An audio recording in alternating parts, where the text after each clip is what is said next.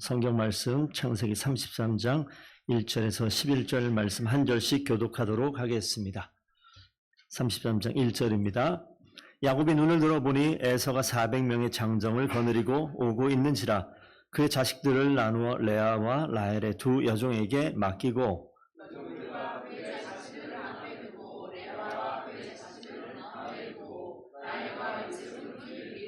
자기는 그들 앞에서 나아가되 몸을 7번 땅에 굽히며 그의 형 에서에게 가까이 가니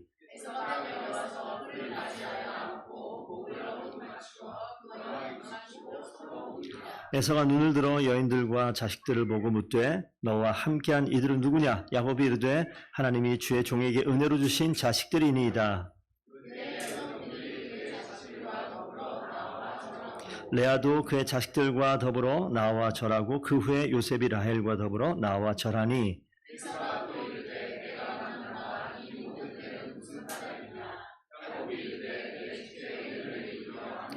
에서가 이르되 내 동생아 내게 있는 것이 족하니 내 소유는 내게 두라.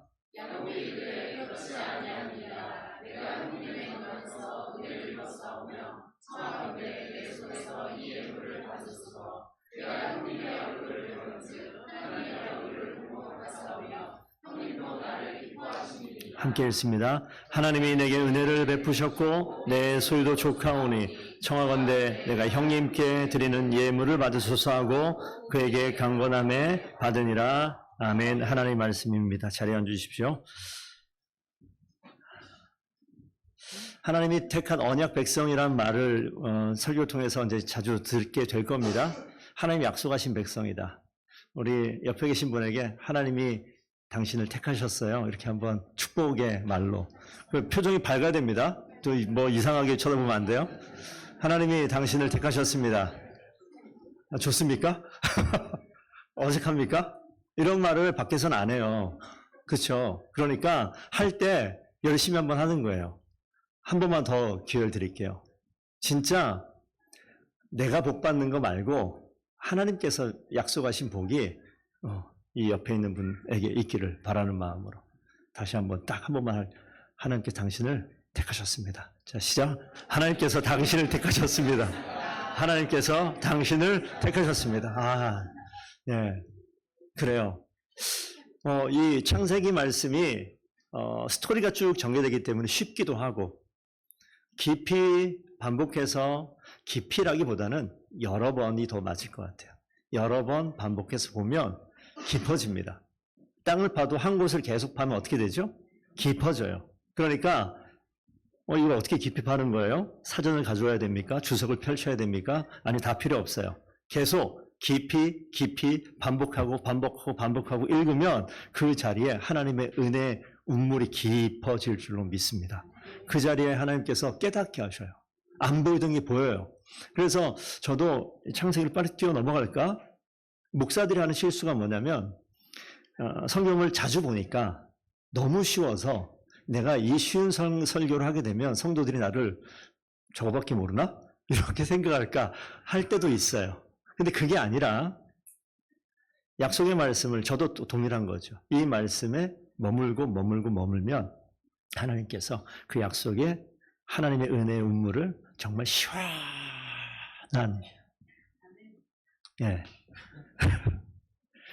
1km, 2km, 5km 러닝하고 요즘 많이 뛰잖아요. 그러고 난 다음에 옆에 물 한 잔 어떨까요? 따라해보세요.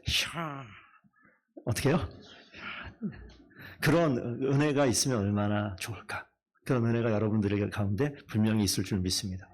그래서 이 흘러가는 성경에 나오는 인물 하나하나를 그냥 야곱이 나왔구나, 에서가 등장했네, 껴안고 입 맞추고 서로 울고 있구나, 이 정도는 안 돼요. 좀 더 머물러 있어 보세요. 그러면 거기에서 에서의 눈물이 여러분의 눈물이 됩니다. 야곱의 고백이 여러분의 고백이 되는 거예요. 그래서 오늘 이 말씀을 잘 보셨으면 좋겠어요. 그래서 오늘 한번 설교하고 넘어갈까 했는데 다음 주도 언약 가문의 회복이라는 주제를 가지고 한 번 더 설교를 할 거예요. 다음 주에 빠지시면 안 됩니다. 완성이 안 돼. 오늘 방문하신 분 다음 주 또 오셔야 돼. 저 장사꾼 다 된 것 같아요. 꼭 오셔야 됩니다. 그걸 보시게 되면 우리 야곱의 스토리를 알잖아요. 야곱이 그 장자 에서의 축복을 받을 장자의 이 권한을, 그죠? 권리를 빼앗고 팥죽 한 그릇에 팔았다. 성경에 나오는 스토리 알죠? 그리고 도망가잖아요. 죽을까봐. 성경에 죽을까봐라고 표현되어 있어요. 제 표현이 아닙니다. 죽을까봐 도망가요. 그때 나이가 몇 살일까요? 형이 있고 주일학교를 잘 다닌 우리 성도들께서는 아이들 성경 가르칠 때 보면 이삭을 그려놓고 에서와 야곱을 그려놓으면 아이들 눈높이에 맞추다 보니까 아이처럼 이쁜, 젊은 이런 얼굴을 그려놔요. 그래서 대충 많으면 한 30살? 뭐 이 정도 생각할지 모르겠는데 놀라지 마세요. 70살 이상입니다. 야곱 나이가 하란으로 갈 때. 그죠? 지금 막 권사님 이랬어요. 자, 보세요. 설명해 드릴게요. 화면을 보시면 애굽의 요셉이 총리가 되었을 때 야곱을 만나죠. 그때 야곱 나이가 130세예요. 창세기 47장에 나옵니다. 그때 요셉 나이가 39세쯤 됩니다. 30세 총리 돼가지고 7년간 풍년이 있고 7년간 흉년이 있을 때 2년 차쯤 되었을 때 야곱이 가요. 자, 그러면 그때 야곱이 130세라고 그랬는데 요셉이 몇 세요? 39세. 자, 요셉을 몇 살에 낳았을까요? 이삭이 40세 결혼해가지고 60세 아이를 낳잖아요. 60세 아이 낳고 그러고 나서 요셉이 30세는 몇 세예요? 네, 90세가 되는 거예요. 라반의 집에 몇 년 있다고 그랬죠? 도망가서 20년 있었어요. 그럼 나오면 나이가 거의 잠깐만. 저도 계산해보다 깜짝 놀랐어요. 70세 젊은이입니다. 결혼했어요, 안 했어요? 했었을 것 같은데 그때 결혼 안 한 거예요. 70까지. 이삭은 40까지 결혼 안 했고 야곱은 70까지 결혼 안 했는데 라반의 집에 가서 사랑에 빠진 여자. 70세도 사랑에 빠질 수 있다 없다?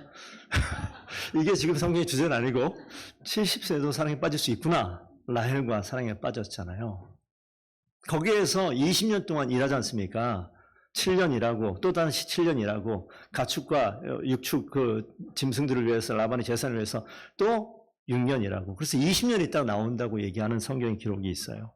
자, 그래서 이 그림이 나오는 건데 70세에 바단 아람이라고 하는 하란, 강원도 철원군, 제 옛날 집 고향이에요.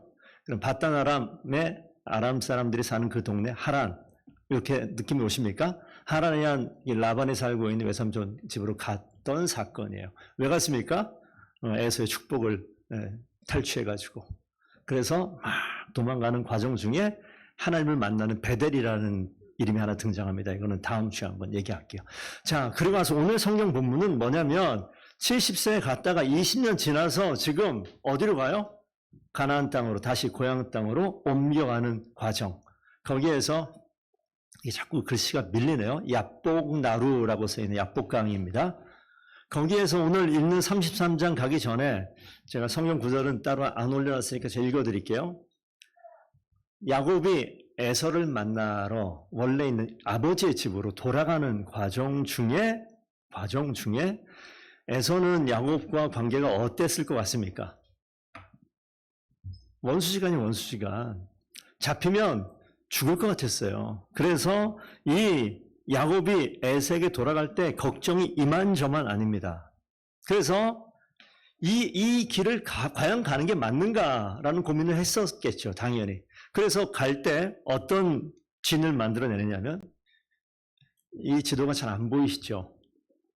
여러분들이 교회를 한 1년 이상 다닐 거면 성경 지도를 좀 찾아보셔요. 제 성경 뒤에도 대충 지도가 나오고 여러분 성경 뒤에도 지도가 나올 텐데 이 가나안 땅 지도는 여러분이 머릿속에 좀 넣어두시면 되겠는데 잘 안 보이시죠? 위에 이거 하란 보입니까?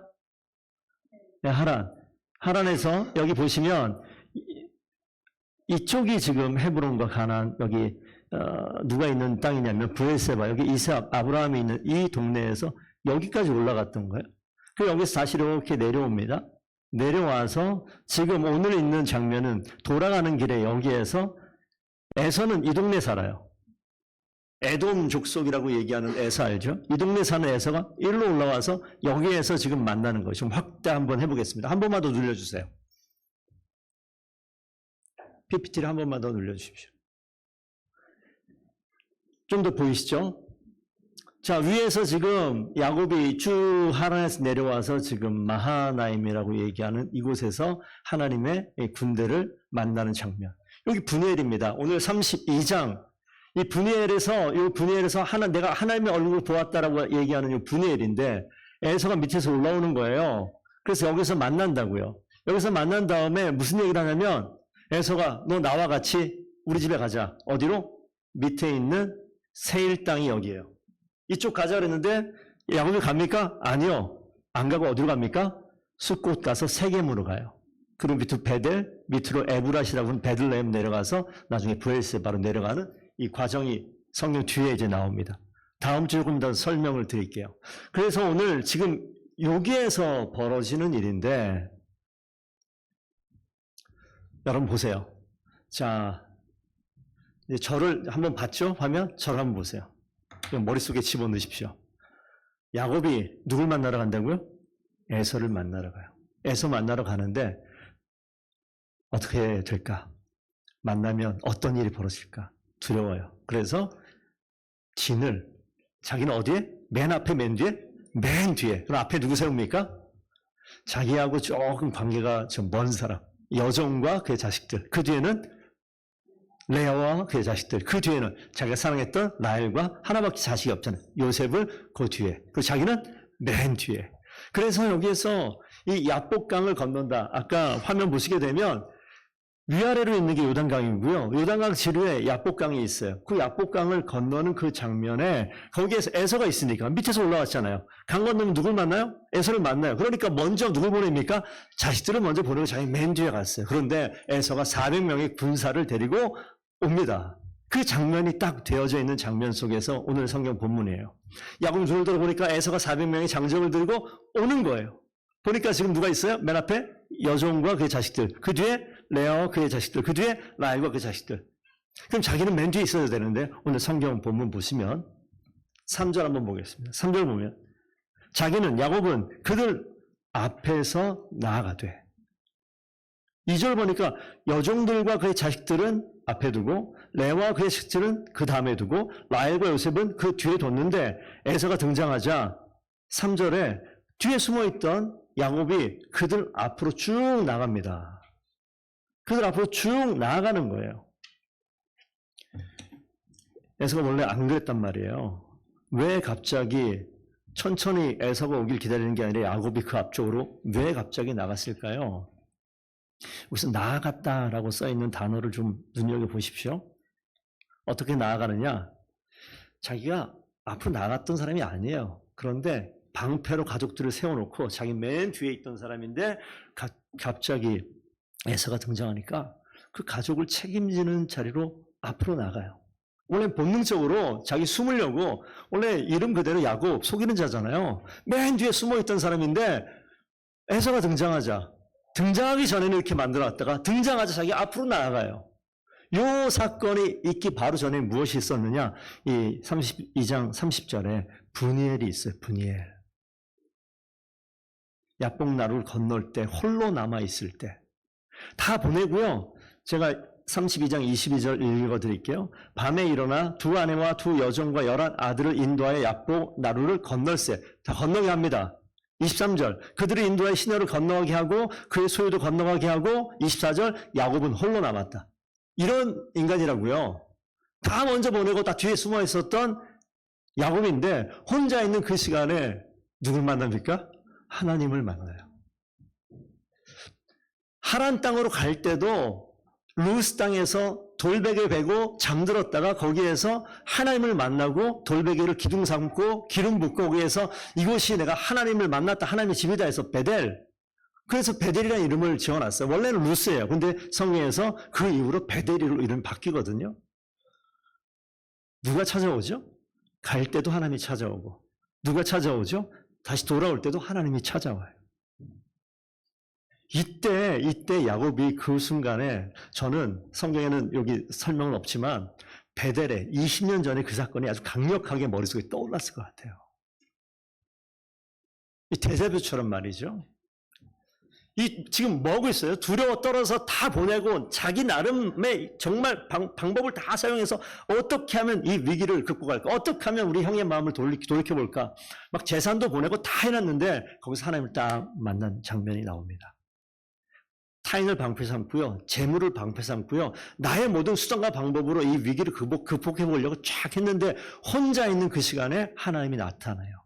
그러니까 26절에 당신에게 축복하지 않으면 보내지 않겠다라고 붙들죠. 환도뼈 얘기가 여기서 나오고요. 그래서 분위기이 뭐냐? 내가 하나님과 대면하여 보았으나 내 생명이 보존되었다. 그래서 여기에서 하나님을 만나자.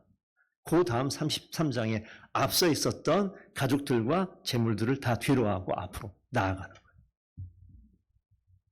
거예요. 이 상황 속에서 하나님을 만난 사건 때문에 야곱이 삶이 바뀌는 거죠. 그리고 어떡합니까? 에서 앞에 굽히잖아요. 굽히다. 항복하는 최대 경의의 표현하는 그런 단어입니다. 몇 번 굽혀요? 7번 굽힌다. 뭐예요? 완전히 굴복한다는 이야기입니다.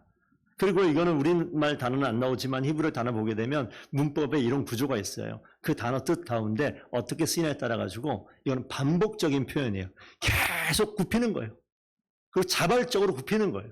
누가 시켜서 하는 게 아니라 하나님 만난 이후에 가서 원수가 되고 내가 죽을 수도 있겠다라는 두려움이 있는데 가서 그냥 굽히는 거예요.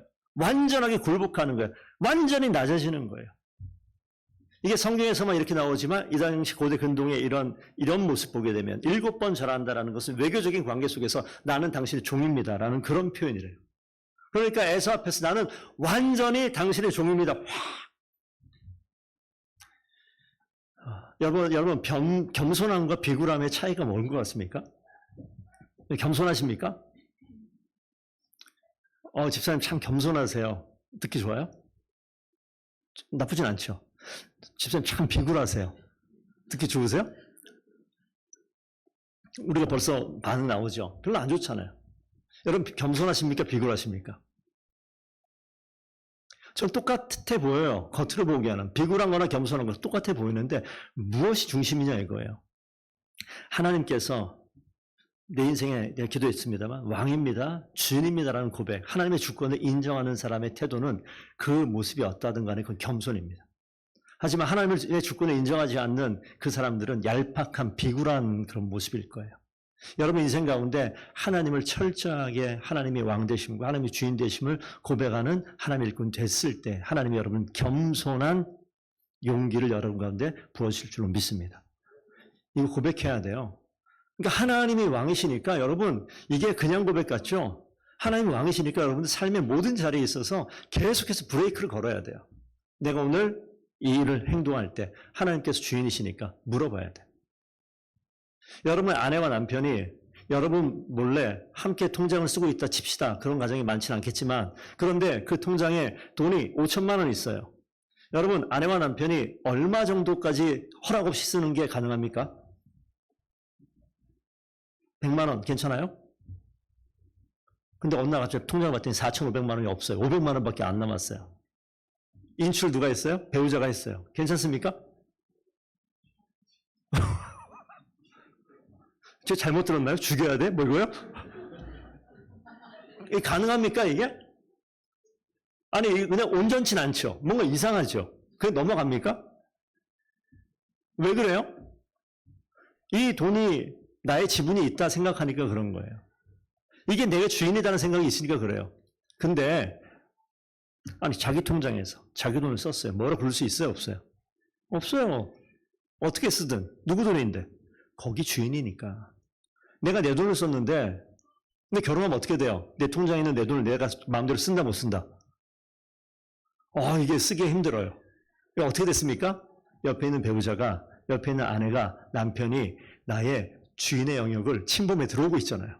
그리고 결혼하게 되면 뭐 어떻게 됩니까? 이 배우자가 나의 주인인 줄로 믿습니다. 아멘? 그렇게 되는 거예요. 그렇게 돼야지 됩니다. 자, 여기서 제가 지금 말씀드리는 거예요. 누가 내 것을 건드리면 내가 발끈하잖아요. 그리고 내가 할 말이 있잖아요. 여러분들이 하나님의 것입니다. 그렇기 때문에 여러분들은 여러분의 인생을 여러분 마음대로 하시면 안 되는 거예요. 무엇을 내가 내 거라고 이야기하는 게 사라지는 것이 겸손입니다. 그러니까 하나님 앞에 늘 물어보셔야 돼. 하나님 앞에 작은 것부터 큰 것까지 늘 물어보시면 하나님께서 그런 사람을 진짜 겸손한 용기가 있는 하나님의 사람으로 일하실 줄 믿습니다. 그럴 때 하나님이 일하는 거예요. 내가 마음대로 할 거 다 해놓고 안 되니까 하나님 이거 좀 해주세요라고 얘기하는 것은 겸손도 아니고 비굴함도 아니고 이거는 뭐라고 얘기를 해야 돼요? 그런데 그런 삶을 우리가 참 많이 살아가요. 이거 훈련하는 겁니다. 아, 내가 하나님의 사람이구나. 하나님 나의 왕이시구나. 주인이구나. 그거 없이 열심히 살았다고요, 야곱이. 하나님이 20년 전에 베델에서 분명히 만나 주셨음에도 불구하고 엄청난 고백을 합니다. 베델에서 그 하나님을 만났을 때 여러분 제가 안 찾았지만 다음 주를 위해서 제가 공개를 안 할게요. 거기서 나중에 주중에 한번 찾아보세요. 그 베델에서 야곱이 무슨 말을 했는지. 그런데 오늘 다시 만나 주셨어요. 여러분이 겸손하게 하나님 앞에 모든 주권을 맡길 때 내가 가능하지 않다라고 생각했던 것들을 가능하게 하고 내가 죽을 수도 있겠다라는 그 위기의 상황을 넉넉하게 담대하게 하나님이 이끌어 가시니까 순종하고 나아갈 수 있는 겸손을 주님의 주권을 인정할 때 그런 일이 벌어질 줄로 믿습니다. 여기에서 담대히 앞으로 나아가요. 그리고 겸손히 무릎을 꿇습니다. 브니엘에서 야곱을 만지신 하나님이 에서도 지금 원한이 많은 사람이에요. 그런데 에서가 이 자리에서 4절 보니까 달려와서 뭐합니까? 달려와서 칼을 뻗고 야곱의 목을 쳤더라. 이렇게 안 나오고요.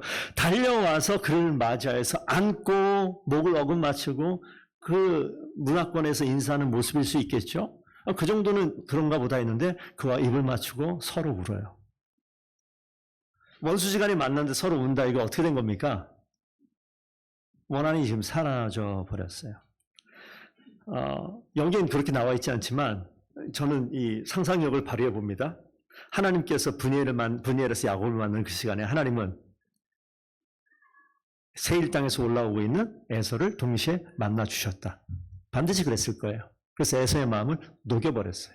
그래서 두 형제가 만났을 때 서로 목을 어긋맞추고 껴안고 입 맞추고 서로 우는 그런 모습이 오늘 등장을 하죠.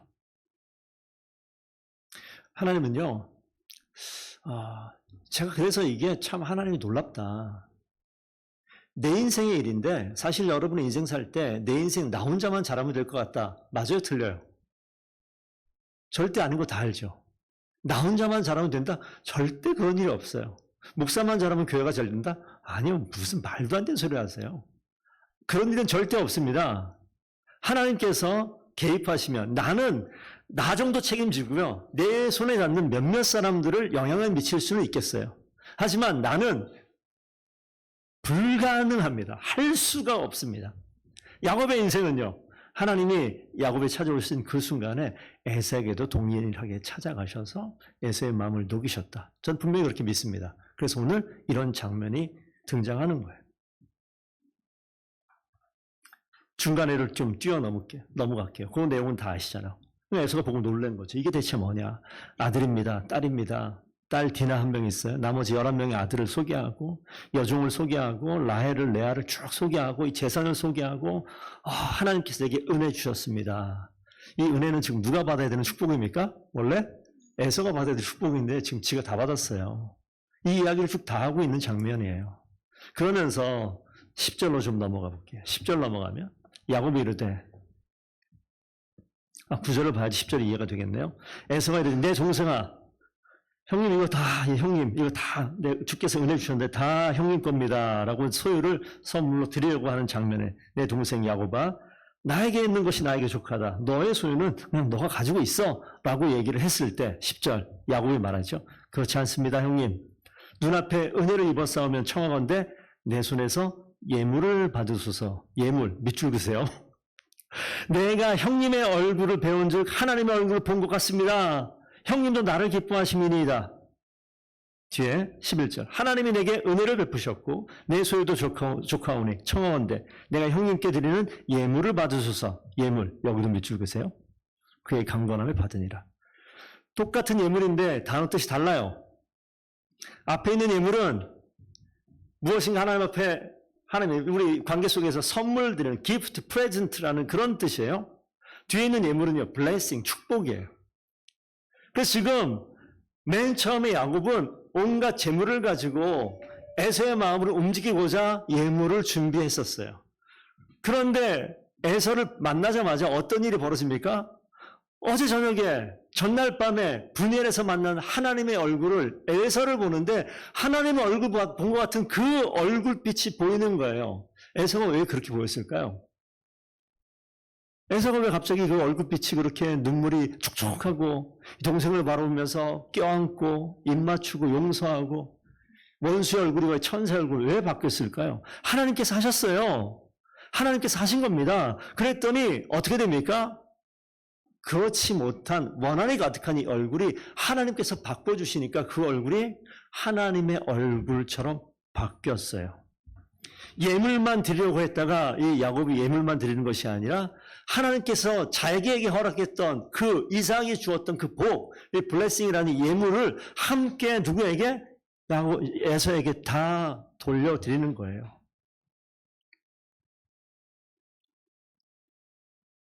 하나님께서 나를 살리신다.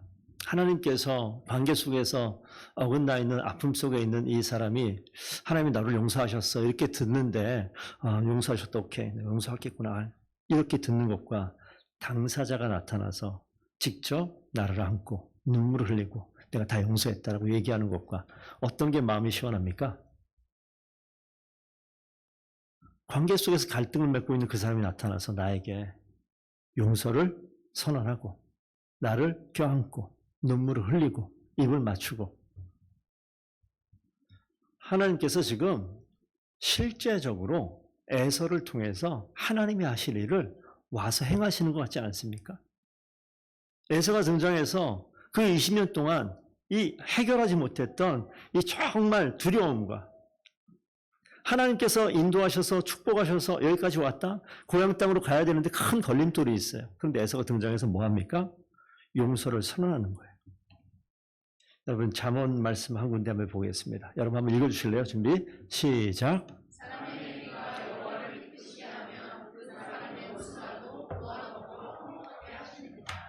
진짜 이 말이 맞습니다. 사람의 행위가 여호와를 기쁘시게 하면 그 사람의 원수라도 그와 더불어 화목하게 하시느니라. 에서에게 야곱에게 통하는 딱 그 말씀이에요. 분이엘에서 여호와 하나님께서 야곱을 만나 주시고 야곱의 인생을 뒤바꾸셨어요. 그의 삶이 뒤바뀌었습니다. 뒤에 숨어있던 야곱이 앞으로 나와서 몸을 굽히고 에서에게 절을 하면서 자신의 모든 것을 겸손하게 고백하면서 나아갔던 그것은 여호와는 기뻐하신 일을 행동하는 거예요. 사람의 행위가 여호와를 기쁘게 하시면 왜 그랬을까요? 만나니까 그 행동이 변하는 거예요. 그 사람의 원수라도 그와 더불어 화목하게 누가 합니까? 여호와께서 하시는 일인 줄로 믿습니다. 그래서 우리가 주님을 만나는 것이 너무 중요하다. 주님을 만나야지. 주님을 왕으로 모시든지 주님을 주인으로 선언하든지 만나야지 뭘 얘기할 거 아니에요. 아무런 만남이 없으면 그런 일들은 불가능합니다. 그렇기 때문에 말씀 앞에 설 때마다 하나님을 만나는 기회로 삼고 하나님 만나는 그 만남 앞에서 내가 이전에 고백하지 못한 한 걸음 더, 한마디 더 해요. 한마디 더 나아가서 그 고백을 하고 하나님께 조금씩 더 가까이 갈 때 그때 여호와는 기뻐하십니다. 여호와는 기뻐하시면 그 사람의 원수라도 그와 더불어 화목하게 하는 일들을 행하실 줄로 믿습니다. 그렇기 때문에 여러분들이 그냥 성경을 본다, 지식을 채운다가 아니에요. 하나님께 가까이 가면 가까이 갈수록 하나님께서 어떤 분이신지를 깨닫게 되면 깨닫게 될수록 내 인생의 마음의 중심에 하나님이 계속 가까이 오세요. 계속 오세요. 그리고 나를 붙드세요. 그리고 내 인생을 주관해서 끌고 가세요. 오늘 하나님이 간섭하시는 그 간섭이 이 가운데 있는 거죠. 하나님이 간섭하시니까 에서에게 야곱에게 하나님의 얼굴을 보게 하시는 역사가 나타납니다.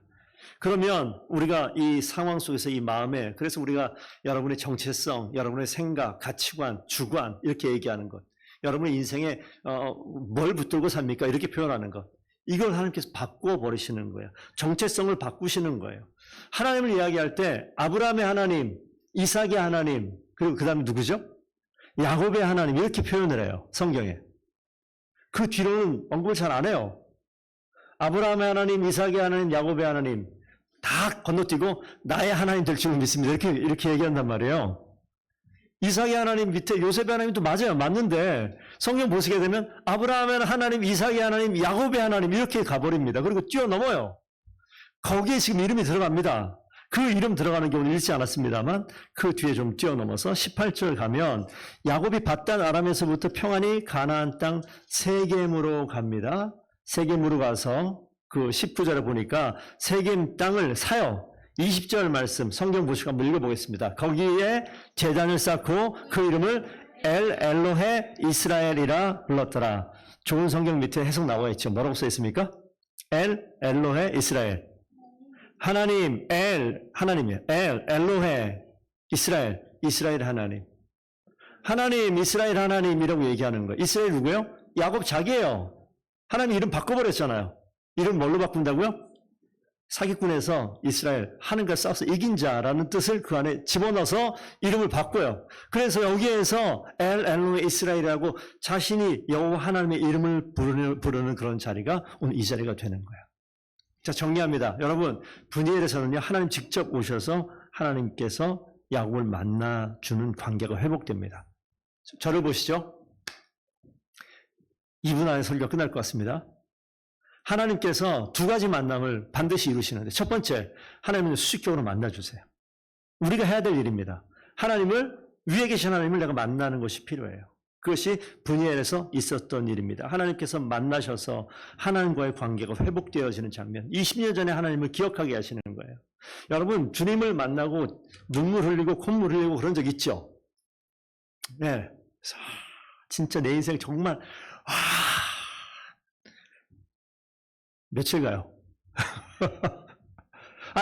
제 얘기를 할까요? 예, 저도 그래요. 예. 그러니까 우리가 그때 그걸 사모하는 마음이 있어서, 근데 눈을 감아도 눈물이 안 나. 눈을 감아도 기도가 안 나와.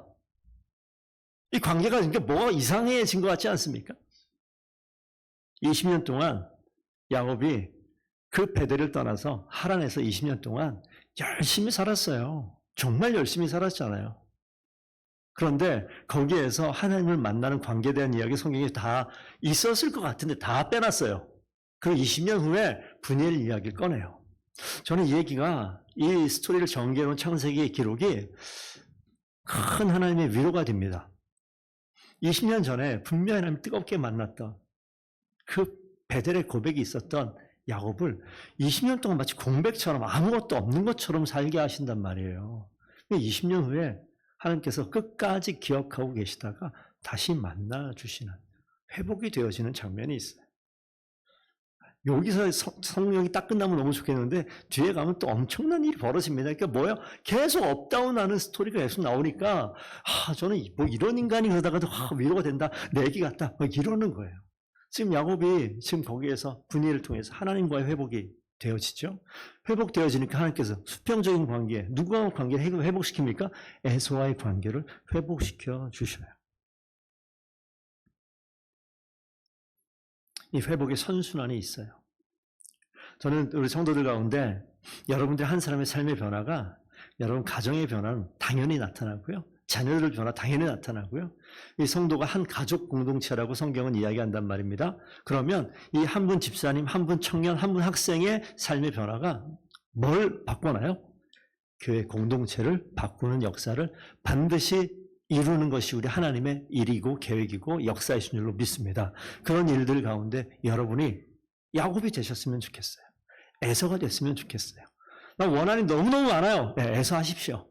하나님께서 그 원한을 녹여주실 줄로 믿습니다. 저는 너무 두려움이 많아요. 야곱하세요. 하나님께서 인생을 바꿔주실 줄로 믿습니다. 그 하나님이 야곱과 에서로 우리를 불러주셔요. 야복강을 건너갈 때 자신이 누렸던 모든 복들이 있잖아요.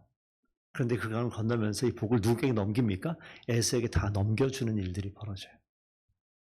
하나님께서 나만 잘 되라고 한 건 아닐 거예요. 그런데 하나님께서 그 자리에서 나를 바꾸신다고요. 야복나루, 야복강이라고 하는데 야복의 뜻이 empty란 뜻이에요. empty. 비우다 이런 뜻입니다. 느낌 오시죠? 강을 건널 때 하나님께서 야곱을 완전히 비워버려요. 여러분 인생 가운데 건너야 될 약복강이 분명히 있습니다. 그걸 건널 때 내 마음속에 있는 모든 걸 다 비워내게 하시고 하나님께서 하나님이 원하시는 사람으로 채우는 역사가 지금도 우리 하나님께서는 행하신 줄로 믿습니다. 여러분들이 그 약복강을 멋지게 건너세요. 그리고 주님이 채우시는 것을 경험하세요. 그리고 하나님과의 관계를 회복하시고 내 주변의 관계도 하나님께서 하나님 바꾸신 놀라운 역사를 경험하십시오. 그래서 하나님 살아계신 놀라운 증거를 여러분의 삶으로 증명해내는 귀한 일꾼들 다 되기를 원합니다. 마지막은 뭐예요? 예배예요. 제단을 쌓습니다. 여러분들 예배 때마다 그래서 하나님께서 행하신 것들을 주님 앞에 영광 돌리고 주님 행하셨습니다. 드러내고 높이고 그 가운데 쓰임받는 더문교회 모든 성도들 되기를 축복드립니다. 진정한 회복 두 번째 다음 주에 뵙겠습니다. 기도하겠습니다. 하나님 감사합니다. 우리의 인생을 전혀 그럴 수 없을 것 같았는데 약복강을 건너게 하시더니 내 인생을 비우시더니 잊어버렸던 하나님의 놀라운 약속들을 기억나게 하시고 주님의 얼굴을 보게 하시고 하나님을 주인으로 고백하며 인정하며 용기 있게 겸손하게 삶의 자리로 나아갔던 야곱을 기억합니다. 억울했던 것 참 많았겠지만 에서의 마음을 녹이시고 하나님께서 부드러운 마음 허락하셔서 야곱과 에서가 함께 눈물로 화해하며 하나님의 아름다운 역사를 이루어냈던 것을 봅니다. 하나님 오늘 이 자리에 인생의 야곱 같은 삶의 자리를 에서 같은 시간들을 보내고 있는 성도들이 이 자리에 있습니다. 하나님 얼굴을 만나게 하시고 거기서부터 우리 인생이 멋지게 변하게 하셔서 가정이 교회가 우리가 있는 공동체가 하나님 역사하신 놀라운 애를 드러내는 역사를 하나님의 역사를 온 몸으로 삶으로 경험하는 더문교회 모든 성도들 되게 하여 주시옵소서. 감사하며 예수 그리스도의 이름으로 기도드리옵나이다. 아멘.